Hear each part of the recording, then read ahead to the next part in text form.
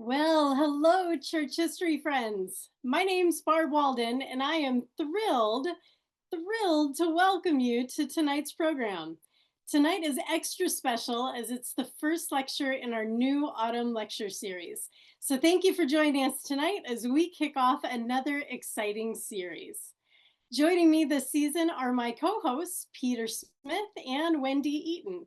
Peter serves as a board member for the Historic Sites Foundation, and Wendy serves as the administrative assistant for the foundation. So welcome to Peter and Wendy. I'm so glad that you're here.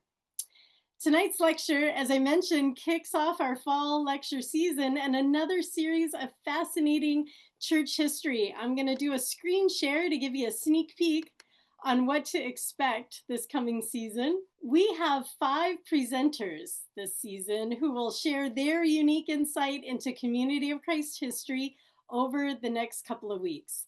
Together, we will learn about the politics in 1830s Kirtland with Seth Bryant. We'll learn about Nauvoo Polygamy and the RLDS Church tonight with Lachlan Mackay. We'll learn about the Whitmer family's influence on the early years of the church with Mark Staker. And we'll learn about the formation of the church in Nigeria in the 1960s and Cecil Ettinger's role in those early years. We'll learn that from David Ettinger, Cecil Ettinger's son. And lastly, we'll add one more storyteller in our Your Story is Church History series as we welcome Andrew Bolton to share his unique journey with us on November 20th. This is going to be a great series, and we hope you will join us. You can register for any of these lectures by heading over to the Foundation's website. And for some of you, especially good at attention to detail, you'll notice that the start time for Andrew Bolton's program is different from our traditional 7 p.m. Central start time. Andrew will be joining us virtually from Leicester, England, a location that is about 6 hours ahead of Central USA time. So considering Andrew is doing us a real favor by sharing his historic journey with us, we're not going to ask him to share his story at 1 in the morning or in the middle of the night. Instead, he'll be sharing at 7 p.m. his time in Leicester, England, which makes it 1 p.m. Central our time. So we hope you'll join us for that special program on November 20th.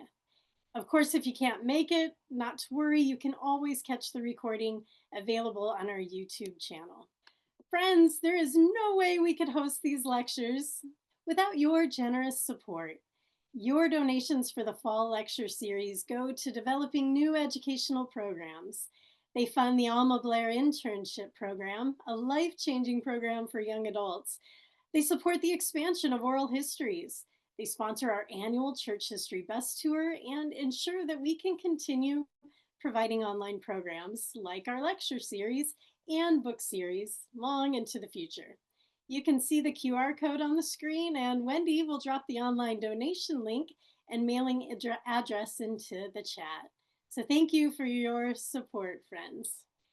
We're excited to have Lachlan Mackay. Speaking of guest speakers and great lectures, we're excited to have Lach with us this evening to share his research on Nauvoo polygamy. Many of you know Lach. He's a familiar face and a familiar friend to the lecture series, but for anyone new in the crowd who's not familiar with Lach or the face that you see on the screen, it'll be my pleasure to introduce him. Lach Mackay is a past president of the John Whitmer Historical Association and now serves in Community of Christ Council of 12 Apostles, where he partners with Apostle Shannon McAdam to support the church in Australia, the Pacific Islands, Canada, the British Isles, Western Europe, and Eurasia. They also assist the First People, All Nations, and Plano Stone Church non-geographical congregations. Lach received a BA in Economics and Russian Area Studies from the University of Missouri, Columbia. His past publications have focused on Kirtland Temple, the Smith family properties in Nauvoo, and the visual image of Joseph Smith, including most recently extensive work on the Smith-Larson daguerreotype. Welcome, Lach. Your role with Community of Christ has changed a lot over this past year, as we can see from tonight's introduction. You've gone from being based at the historic sites in the US to a brand new base that is all over the world. And I've got to ask, in this new assignment, as you're exploring the world, are you picking up any new church history overseas, or are you experiencing any new to you historic sites that you can tell us about? So I am. I was in Zambia not too long ago, and I had a chance to do church history with about 80 people from 10 African nations. And we spent time talking about the historic sites in the places where they are from, which is pretty exciting. It was an early conversation, talked a lot about what a historic site was, what might make something historic. And so I'm really excited about continuing those discussions. Um, I did just get back and probably still slightly jet lagged from a trip to the United Kingdom and Western Europe. And I had a chance to visit Preston in England for the first time, which is where the first baptisms in Europe took place. Andrew and Jewel Bolton were kind enough to take Shannon and I there. And it's kind of interesting that, unlike our members in the US, folks in Western Europe don't often, or the United Kingdom, connect as much or as quickly to those really early sites. They sometimes connect more to the 1860s sites. But it was really interesting to remember that, as many of you know from a previous lecture, that Ann Dawson was the first woman baptized in Europe whose descendants became RLDS in St. Louis.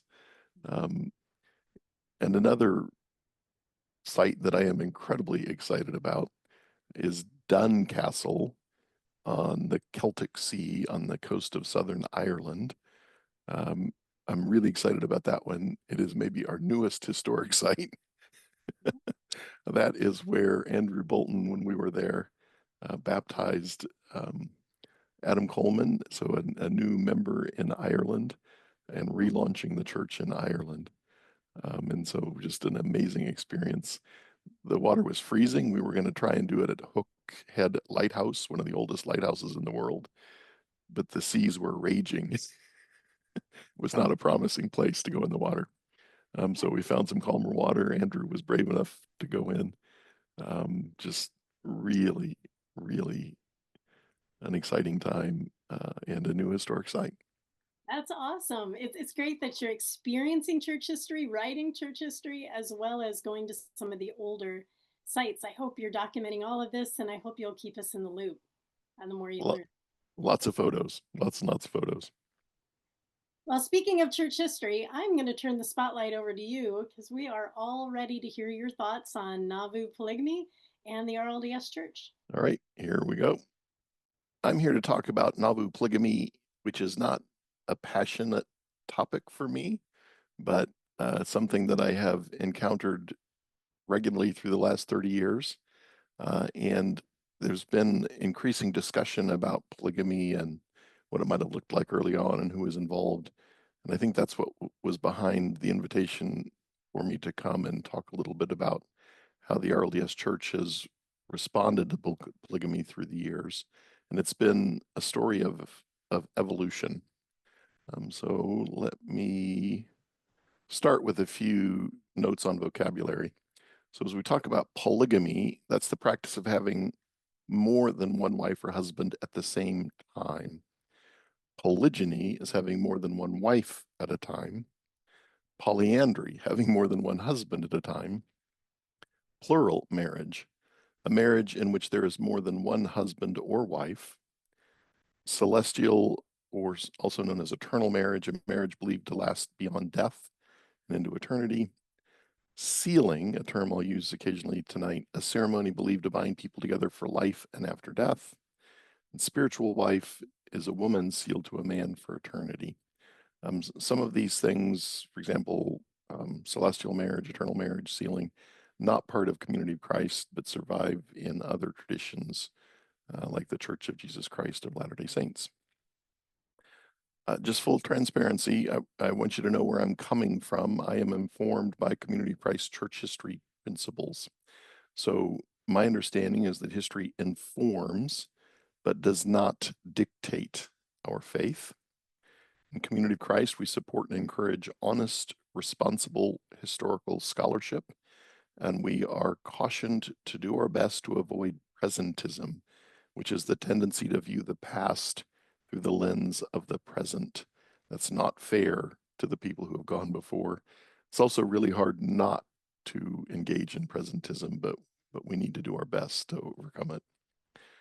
Seeing both the faithfulness and mistakes in our history makes it more believable, not less. We don't legislate or mandate positions on matters of church history. I'm confident some of you tonight are going to land in a different place than I do on some of the things we'll talk about, and that's fine. It's important to create and maintain a respectful culture of dialogue that allows different points of view on history. So we might disagree, but we will disagree respectfully. Some context. A scholar by the name of Larry Foster a number of years ago put a book out called Religion and Sexuality, 3 American Communal Experiences of the 19th Century. And he explored the relationship between questions about sexuality and the nature of family, the nature of human relationships, and communitarianism. We're, of course, part of that early 19th century movement of communitarian groups. And very often for these groups, questions about sexuality worked their way into the mix.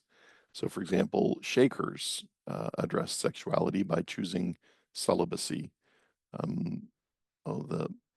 The Rappites in Economy, Pennsylvania, another expression of a communitarian group around us who chose celibacy.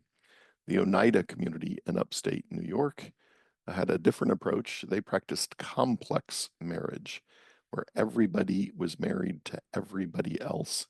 And of course, with Latter-day Saints, there's the introduction of plural marriage or polygamy in 1840s Nauvoo. So there's something about living in community that seemed to raise questions about the nature of human relationship at that time. And I would argue that that is not the only time that has happened. There's something about social upheaval that raises questions about the nature of family and the nature of relationship. So whether it's the 1820s and 30s or the 1960s or even the last 15 years, as society is in turmoil and there's lots of rapid change, people ask questions about the way that we should be in community together and the way that we might partner. Some challenges in reconstructing the story of plural marriage in Nauvoo. One is that monogamy was the law of the church throughout Joseph Smith Jr.'s life. 1835 Doctrine and Covenants, section 101, which is now 111 in Community of Christ, that was removed in the LDS tradition in 1876 and replaced by what is now section 132. But section 111, 4b, we believe that one man should have one wife and one woman, but one husband, except in case of death. Other examples, February 31, D&C 42, thou shalt love thy wife with all thy heart and shalt cleave unto her and none else. Or March of 31, section 49, it is lawful that a man should have one wife and they twain shall be one flesh. So again, monogamy, the law of the church throughout Joseph Smith Jr.'s life. Polygamy was publicly denounced and denied throughout the 1830s and 40s. As a result, plural marriage or polygamy is very rarely discussed in diaries and journals at the time. And even then, on the rare occasion when it does make it in, it's often in code. Sometimes it seems to be Masonic. So for example, SAW for sealed and wed, or WAS for wedded and sealed. Sometimes it's shorthand. Things like ME for marriage for eternity, or MT, apparently marriage for time. Also, some sources were edited or changed when published. So for example, from the Joseph Smith / Willard Richards journal entry for 5 October 43, this is Joseph, gave instruction to try those who were preaching, teaching, or, and then crossed out, practicing the doctrine of plurality of wives on this law. Joseph forbids it and the practice thereof. No man shall have but one wife. When that later made it into an LDS church history, it has evolved a bit. Gave instructions to try those persons who were preaching, teaching, or practicing the doctrine of plurality of wives. For according to the law, I hold the keys of this power in the last days, for there is never but one on earth at a time on whom the power and its keys are conferred. And I have constantly said, no man shall have but one wife at a time, unless the Lord directs otherwise. So we all got very suspicious about sources pretty early because of some of the editing that took place. Also, after about 1860, many of the participants in the discussion were so passionate about the position that they held that they struggled to overcome their biases. So I'm often a little nervous when I'm looking at later sources.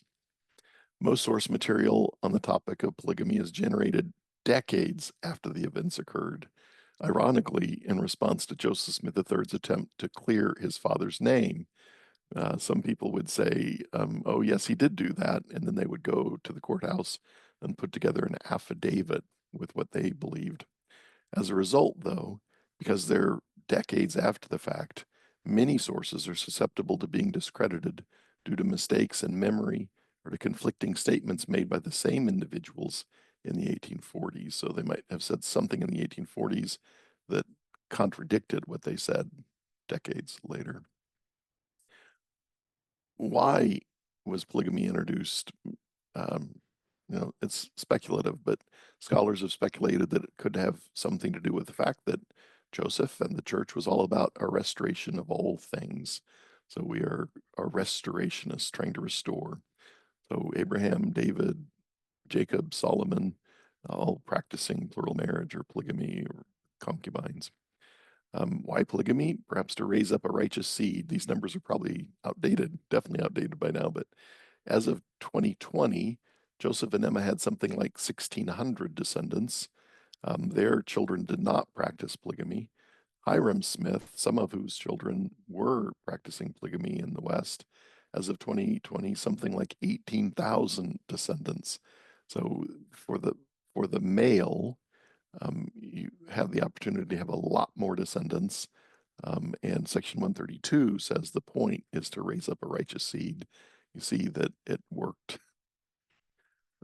Why polygamy? Another argument is that it's an extension of eternal marriage, which is introduced during the Nauvoo period.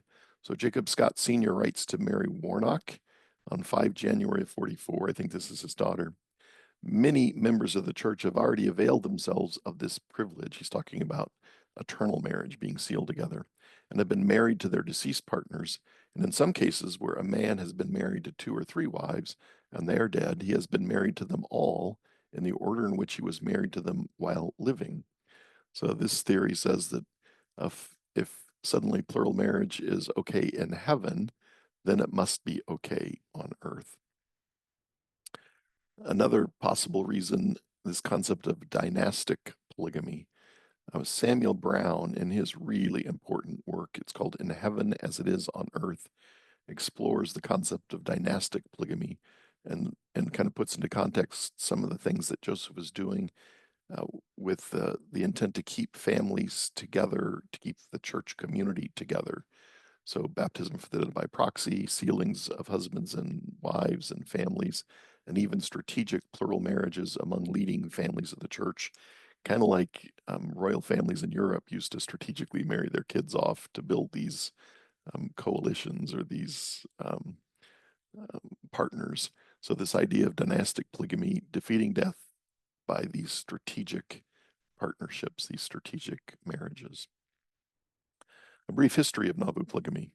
First plural marriage, likely Joseph Smith Jr. and Louisa Beeman in April of 1841.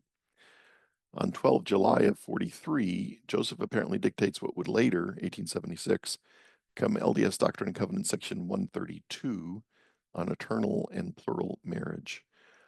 William Clayton is one of the very few people in 1840s Nauvoo who's actually writing about this, and he describes this as Hiram, who's opposed to plural marriage, but saying if Joseph would only have a revelation, that he'd believe it, and believing that he could convince Emma of its correctness if Joseph would have a revelation on it. So there's evidence to suggest that the only reason 132 is written down is to convince Emma that plural marriage was correct. According to Clayton, Joseph dictates. The scribe writes this down, hands it to Hiram. You see a picture of the Joseph's office in the red brick store. This is likely where this event took place, hands the document to Hiram, who heads off to visit Emma, who's likely in the homestead at the time. Hiram quickly returns and says, "I have never had a worse talking to in all my life." So he was not able to convince Emma with that document.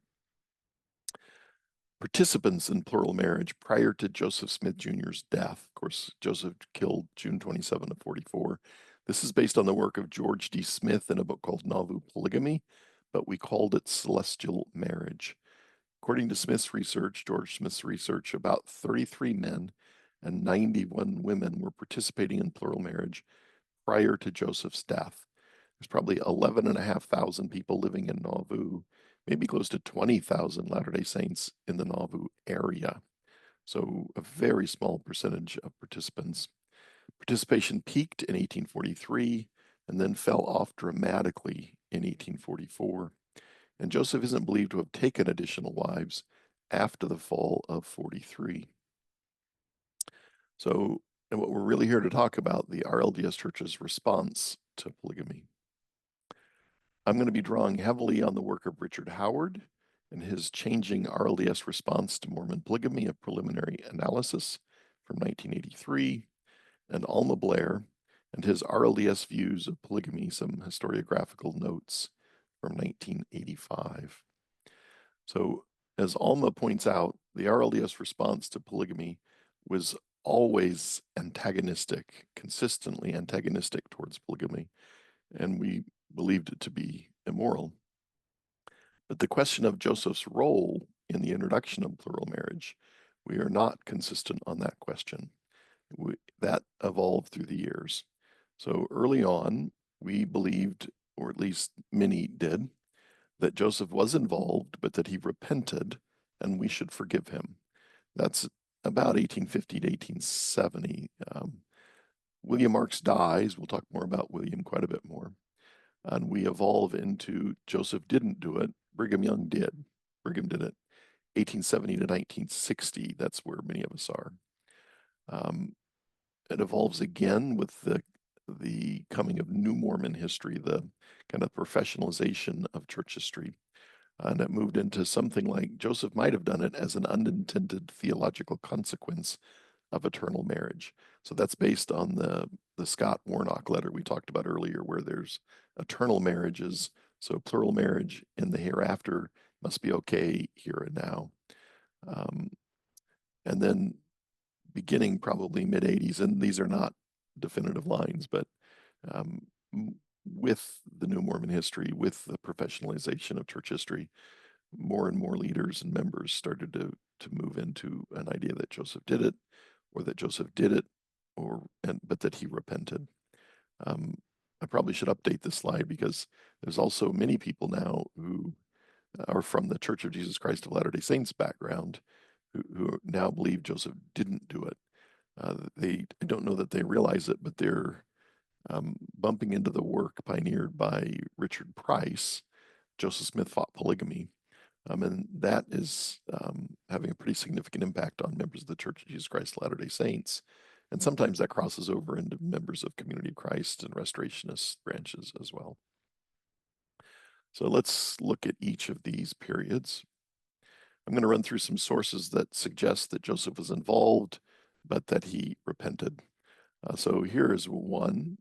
This is the last meeting of the Nauvoo Relief Society, so the minutes.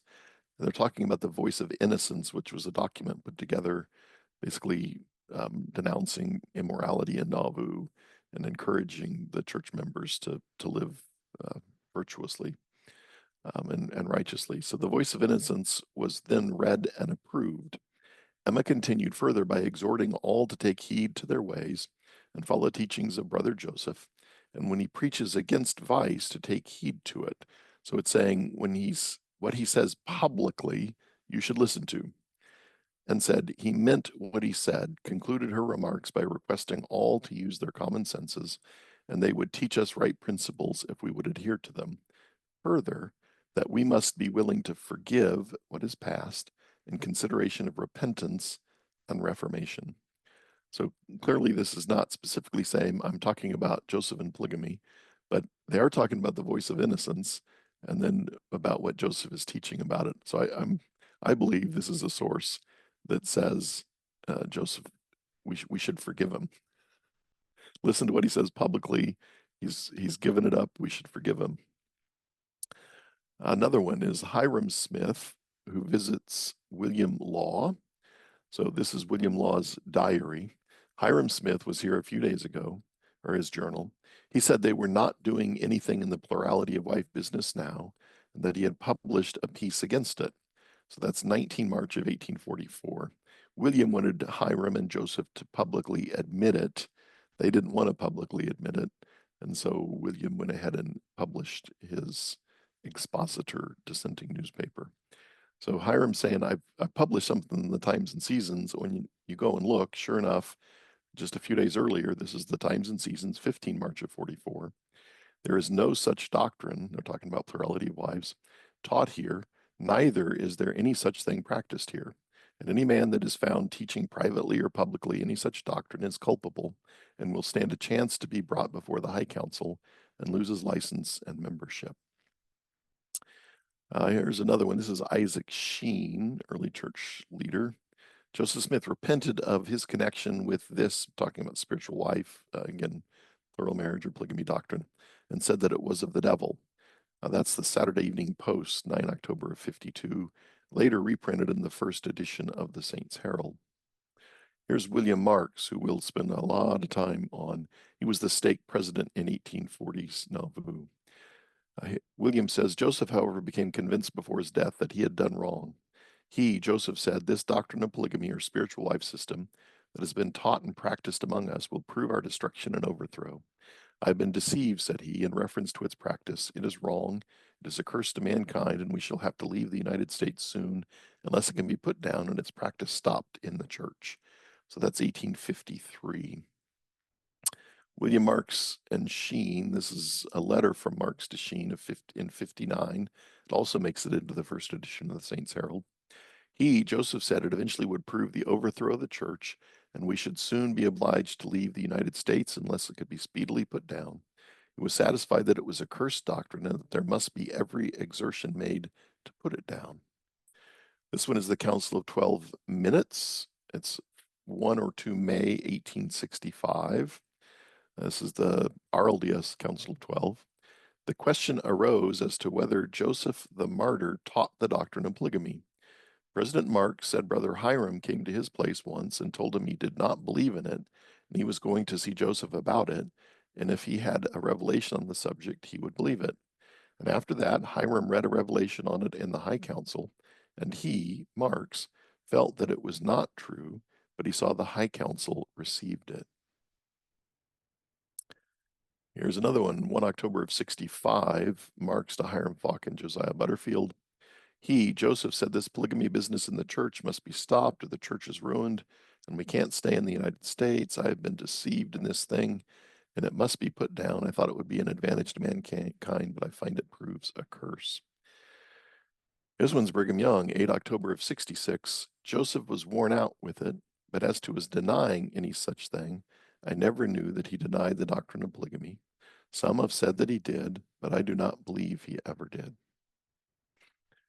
By 1867, the Council of 12 is meeting in near Keokuk in Nauvoo, and they're passing resolutions like this one. Resolved that a persistent belief in the doctrines of polygamy, sealing, marrying for eternity, or spiritual wifery shall be considered as heretical, and the persons so holding to such doctrines subject themselves to suspicion of apostasy, and such persons, if found advocating those or any of those doctrines, should be labored with, and if they refuse to conform to the rule prescribing by the body respecting the teaching or advocating heresy, publicly or privately, they are in danger of the council as not being in the possession of the Spirit of God. We put up together another one at about the same time. At a council meeting of some of the general authorities of the church held at Nauvoo, Illinois, April 3, 4, and 5, 1867, the following resolution was passed. Resolved that any official member of the church who shall, in public or private, official member means priesthood, in public or private, endorse, teach, or encourage, either directly or indirectly, the doctrines of polygamy, spiritual wifery, or marrying for eternity, shall be silenced, and if he does not repent of the evil, he should be cut off. I find it really interesting. So the spring conference, this general conference of the church, was being held in Keokuk, Iowa. So just before that conference, members of the 12 met with the presidency in Nauvoo. And that council meeting was held upstairs in the red brick store. So the very building and on the very floor where apparently Section 132 was dictated in 1843, here it is 1867, and the RLDS leaders are meeting in the same space and making it clear that they want nothing to do with plural marriage, nothing to do with polygamy. Here's another one. This is Mark Forskett. In speaking of polygamy, he, William Marks, said, near 2 weeks before Joseph was killed, he told me that I was the only one of the authorities of the church not in polygamy, that polygamy was an evil and that in it he had been deceived. There's multiple sources where Mark Forskett is quoting William Marks. There's also other Smith family members saying similar things. The more I look, and I don't look hard, it's not something I focus a lot on, but the more I look on this topic, the more sources I am finding, many from Marx, but not all, that have Joseph in some way involved, but prior to his death, deciding it was a mistake and trying to get it stopped. Here's what Joseph's youngest son, David Hiram Smith, so David born after his father was killed, but here's what he said. When I was with you before, I did not know as much as I do now in regard to my father's life. Even if he did wrong, he repented and told the saints that polygamy was a false and wicked doctrine. Here's William Marks to John Hawley. This is kind of a long one. I'm going to read it from another source. So he's recalling this in 1885, but it's a discussion that happened in July of 1868. When the conversation came up between us, so this is John Hawley and William Marks, on the subject of the revelation of 1843 on polygamy, he told me that he knew the very day that the revelation was given. He said one morning Brother Hiram was walking down the street pretty fast, and he, Marks, hailed him and said, Brother Hiram, which way? He told me he was going down to Joseph's and we were going to get a revelation on patriarchal marriage today if we can. In the evening, he came along back and handed him the revelation and asked him to call the High Council together and read it to them. And said Marks, I did so and asked them to express their belief or disbelief of it. The High Council all said they believed it to be of God, but he did not. From that time on, he said the leading men of the church looked upon him, Marks, as on the eve of apostasy. But times went on till Joseph saw it would be the means of the destruction of the church. And he came to me and said, Brother Marks, I wish to talk with you on the subject of the revelation of polygamy. We have got to put this revelation down, or it will be the means of the destruction of the church. And said he, you must go in the High Council, Marks the president of the High Council, and I will prefer charges against all that have gone into polygamy. And if they do not repent, you must cut them off. But I, Marks, said to him, Joseph, Brother Joseph, it is not my place, and I refuse to obey his counsel. And he, Mark, said this was the first counsel that Joseph gave to me that I refused to obey. I told him that he was the one to put it down, as he was the one it was given through. Some time elapsed when he came to me the second time and told me the church would go to destruction if we did not put it down, and we must proclaim against it. Some more time passed, and I met Joseph on the beach of the river, and here we had our third talk on this revelation. He told me that this wicked practice had gone too far to try and put a stop to it, and I must now give my life for this revelation. I am now going to Carthage and deliver myself up to the slaughter. This is Brother Mark's testimony to me as near as I can remember, John Hawley. There's, again, a number of sources that also have Joseph saying something like that. I've unleashed this revelation on the church. I, I can't fix it. I'm going to have to go and turn myself into Carthage. Interesting stuff. Okay, so then we start moving into moving from Joseph did it, but he repented, we should forgive him, to the Joseph didn't do it period. This correlates pretty closely with William Marks's death. So you have Emma's last testimony in 1879 that occurred in a bedroom in the Riverside Mansion or Nauvoo House. You see a picture there. In his last testimony question, this is Joseph III asking his bond questions. Did he, meaning Joseph, did not have other wives than yourself? Answer, he had no other wife but me, nor did he, to my knowledge, ever have. Also during this time, statements by William Marks quoting Joseph as having been deceived about polygamy began to be reinterpreted. So Marx is dead now. They began to be reinterpreted to mean that Joseph had been deceived by others. Not that Joseph was deceived about polygamy, that others had deceived Joseph and secretly introduced polygamy and that Joseph was not involved.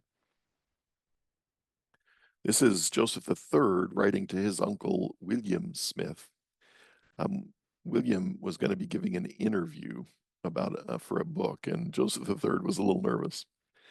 I have long been engaged in removing from fathers' memory and from the early church the stigma and blame thrown upon them because of polygamy, and have at last lived to see the cloud rapidly lifting.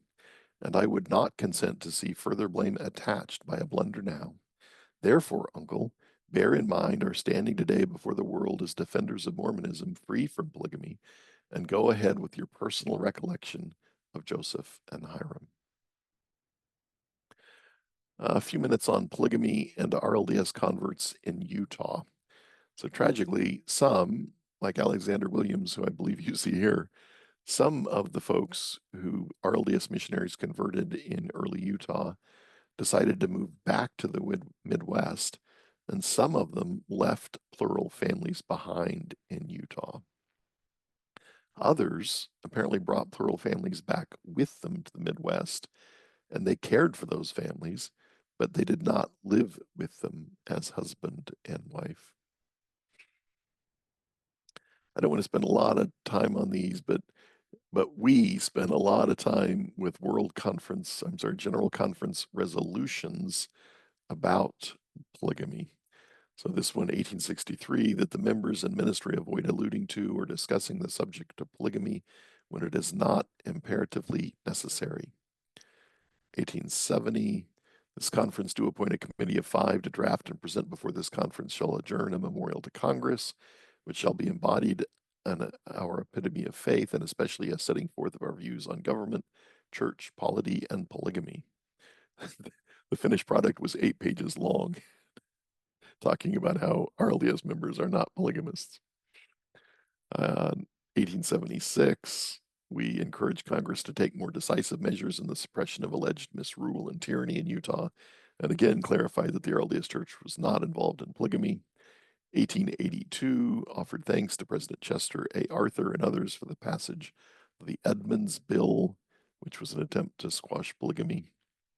1882, requested the U.S. Secretary of State William Evarts to, quote, correct his error and clarify that RLDS members were not polygamists and should be allowed to immigrate to the U.S. He refused our request and argued that law-abiding immigrants are secure against interference. 1902, a statement in support of a constitutional amendment prohibiting the practice of polygamy in all U.S. states and territories. 1903, reaffirmed the Church's support for a constitutional amendment prohibiting the practice of polygamy in all U.S. states and territories. By the 1940s, Fawn Brody and Israel A. Smith end up in an epic battle. Fawn had not been particularly welcomed into the archives of the Church of Jesus Christ of Latter-day Saints in Salt Lake. We, under Israel, were pretty welcoming early on, and were dismayed when her finished product came out, No Man Knows My History, The Life of Joseph Smith. Israel prepared to file a lawsuit, wrote to the publisher threatening a lawsuit. He was particularly annoyed that she told the story of Emma pushing Eliza R. Snow down the stairs and that Eliza had a miscarriage as a result. Really annoyed about that story. And I actually agree with Israel that I think that one historically doesn't hold up very well at all. But okay, then by the 60s, again, we're starting to move into the New Mormon history period. So starting to consider that Joseph might have been involved and that polygamy perhaps grew out of this eternal marriage principle. So you could be married eternally to more than one spouse. It's okay in heaven, must be okay on earth. So Charles Davies, who was one of our historians, Morris Draper, Richard Howard, can land on this position.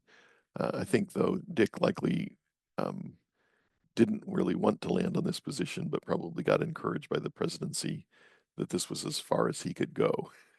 Um, Polygamists and baptism in the RLDS church.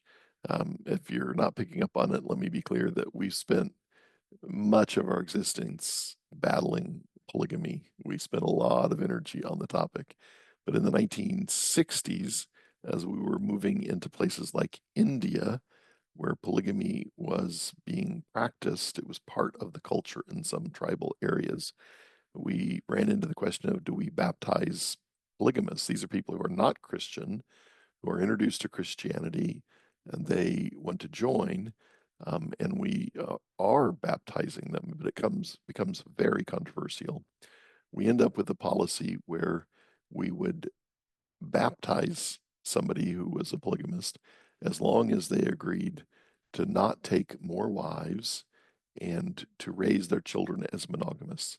We knew that to require them to cast off plural wives was a death sentence in those cultures, and we didn't think that was Christian. And so I'm kind of stunned, though, that we came to that position. So this is 1972, section 150 of the Doctrine and Covenants, W. Wallace Smith. The church must be willing to bear the burden of their sin, as we put it at that time. And so again, we would knowingly baptize polygamists as long as they agreed not to take more spouses and to raise their children to be monogamous. And it's worked, but also the larger culture has shifted against polygamy in a number of these places as well. More recently, probably even more into the Joseph did it, or back actually to the Joseph did it but repented. I think that a number of the scholars in Community of Christ would probably be either on the Joseph did it position or that Joseph did it but repented. But you'll also find members who think that Joseph was never involved, that Brigham did it. Here's an interesting old argument revived. So if Joseph was involved in plural marriage, where are the children? Something that has been debated for generations. So what did polygamy in Nauvoo look like? So not only did men have multiple wives, they were sealed to multiple wives. Let me be clear that they did not live publicly with them, and that throughout the Nauvoo period, we're denouncing and denying the practice. So it's not being lived publicly, but some men, not very many, we saw 33 men in Nauvoo prior to Joseph's death, had more than one wife, but some women also were sealed to more than one husband. So what that meant is that if there was a child, um, it wasn't necessarily clear whose child or who was the father. A number of these relationships, I believe, were not physical; they were spiritual only, but some of them were physical. So the Sorensen Molecular Genealogy Foundation and a good friend, Ugo Perigo, started a study on the Smith family DNA decades ago. So they're soliciting genetic material from the Smith family. As they were doing that, though, they started having people come forward who were saying things like, well, we're not Smiths, we're Pratts, but we know that we're really Joseph Smith's descendants.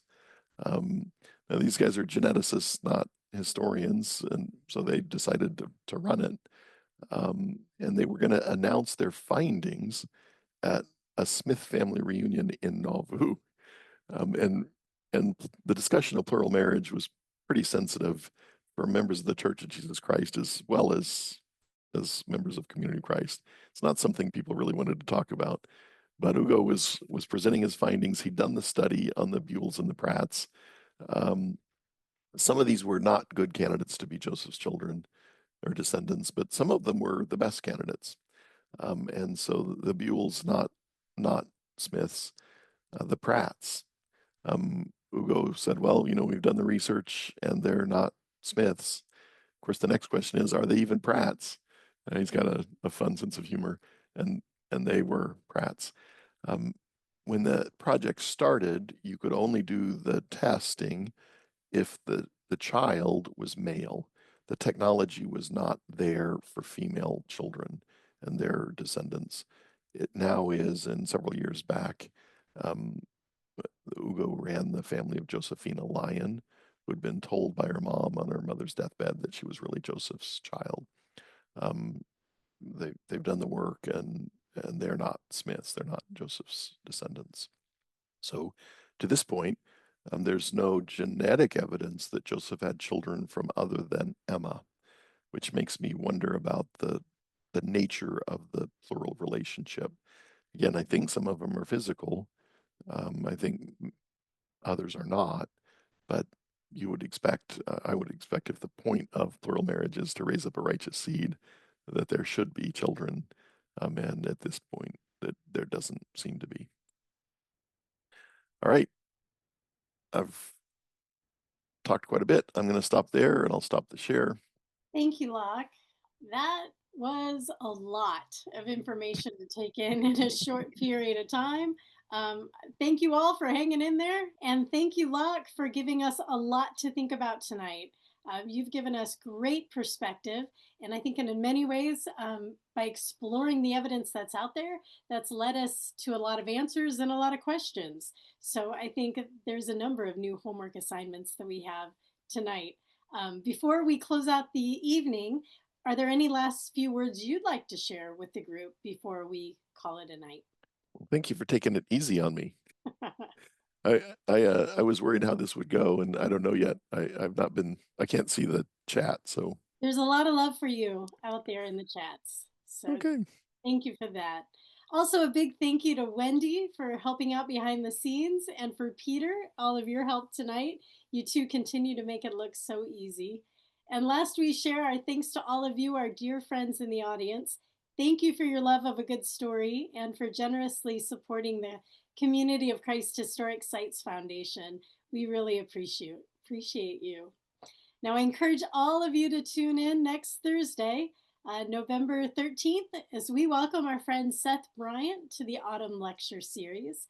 Seth will explore local politics here in 1830s Kirtland. Disenfranchisement was a function of township government in Ohio and could be used to protect funds and politics from those who were seen as unfit by local leaders. In Kirtland, the early church members' peculiar religion and differing political views were the major reason why they were denied residency and its subsequent rights. Eventually, the saints made inroads into township politics and even voted their own into office, but not without challenges and negotiations. So join us next week as we explore some of those challenges and negotiations with Seth Bryant. Wendy will drop the link into the chats where you can register for next Thursday's program at 7 p.m. So until then, keep reading your church history, friends, and have a blessed night. Thanks again.